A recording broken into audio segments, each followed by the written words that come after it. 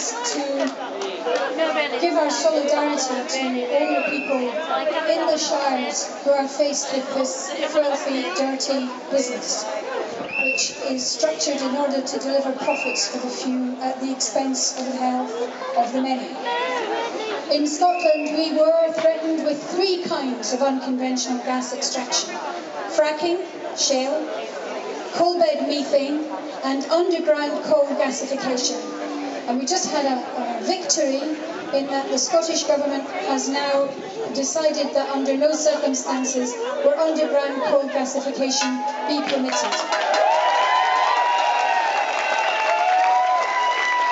And that happened because of the way in which communities in Scotland, with support from you, remember seeing lots of you holding hands across the Forth Road Bridge, we put pressure on the government to include UCG in the moratorium, and now, having done a study, they decided that this was a completely insane idea. And that study can be of a great help to those in the northeast of England who are facing the same kind of business.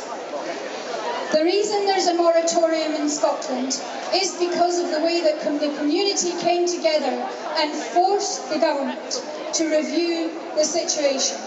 And people in Falkirk in particular fought the government, raised a huge amount of money to fight the dark energy at public inquiry. So now we have this moratorium, and the government said they were going to go away and they were going to do a whole series of impact studies. And we had the opportunity in the Broad Alliance of Communities Against Unconventional Gas to submit our view. So we developed the community case against fracking, which you can read on the Broad Alliance website. A unique piece of citizen-led research.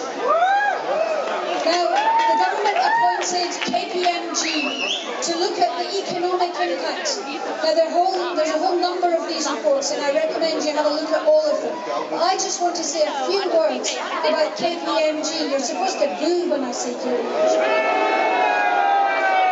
But in a minute, you're going to cheer them, because what happened was that the report which came out last week on the economic impact of fracking in Scotland showed that there was absolutely no economic benefit whatsoever. That at the highest possible level of the industry, that the industry could achieve in Scotland, it would be about 0.3% of GDP, and in the middle range, 0.1%. Peanuts. Absolute peanuts. And INEOS told us that there would be 6,400 jobs in Scotland.